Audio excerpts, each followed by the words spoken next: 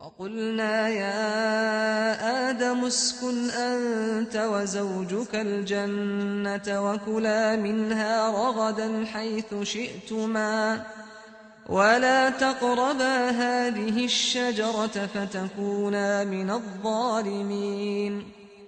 Hey, listen, both of you, that tree over there. I'm talking to both of you. That tree, stay away.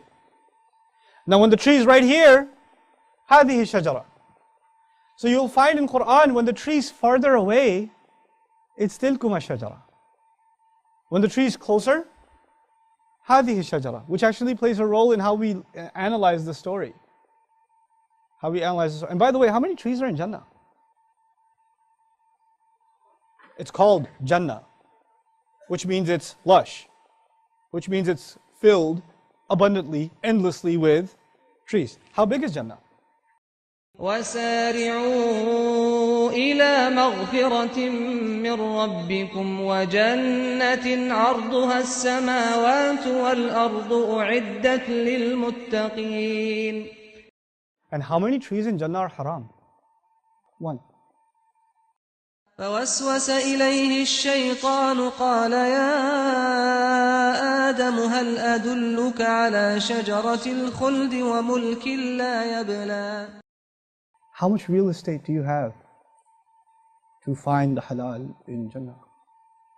And shaitan can still get you to come to the billions of trees that are the expanse of the skies and the earth. You try to get you to go near that one tree.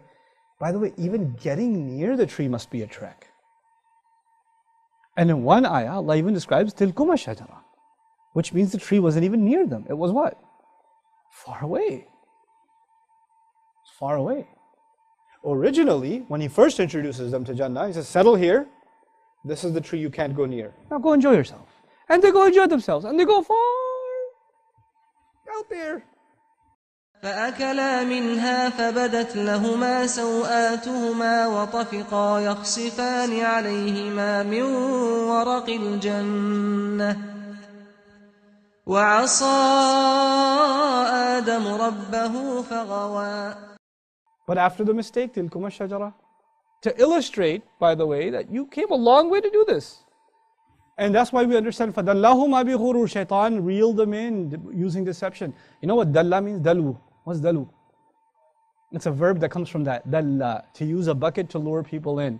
In other words, you put a bucket, you put a carrot in it, and the animal smells it, and you pull it in a little more, and you pull it in a little more, and you pull it in a little more, until the animal's trapped. Dalla is also used when you pull a bucket up from a well. Does it come up right away or slowly? Yes? Now if a bucket comes up quickly, adla. Adla. When a bucket comes up slowly, dalla. Dallahuma bighurur. He slowly reeled them in. In other words, at one time, hey, why don't you eat from the tree? And they're like, okay, sounds like a good idea. Totally, we should do this. It was a little bit, then a little bit, then a little bit. And every time was almost inconceivable that we're doing something wrong. Because it was just a little bit of a, one step closer, we're not even at the tree. We're just kind of, can't even see it yet. Can't even see it. We're just a step closer. It's not haram. What do people do when they fall into a trap of shaitan? Shaitan comes to them and says, hey, why don't you do like ultimate super crazy haram and burn in hell? No, he says, hey man, take it easy a little. Just, whatever, this is still time for Fajr. Chillax. Just a little bit more. Just go back to sleep. You can feel shaitan's foot pressing down on the pillow. And you're like, I got a little bit of time. So first he gets you with salat. And he has to get you with salat first. You know why? You want to kill the guard. You want to penetrate the castle. You got to take out the guard first. Right? So get you with salat first. You start saying, oh, just whatever. I prayed at 8 o'clock. It's a big deal. At least I prayed. It's like the security guard who shows up late. Is there a possibility that the enemy went in before you got there? Yeah? Possibility, right? What does Allah say about salat? Inna salata tanha anil fahsha'i wal munkar. Salat is what prevents you from shamelessness.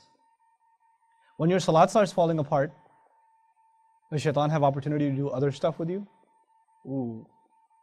So first, it's not a big deal. It's just a little late. It's just a, and he won't get you to miss it altogether. It'll be the guy that shows up first before the adhan. Then you don't have to go that early. Show up after the adhan. They'll be like, you don't have to pray all the sunnahs. It's not fard. Then you're like, okay. Okay, well, salat's at 8:15. It's only 8 right now. Just go at 8:10. Then a couple of weeks later, he'll be like, look, you're going to catch salat. He's going to work his way, right? So then you catch like third rakah. Then he comes back and says, hey man, it's already over. Just pray at home. Then he comes back and says, it's already over. And you're like halfway through the movie. Just finish the movie and pray.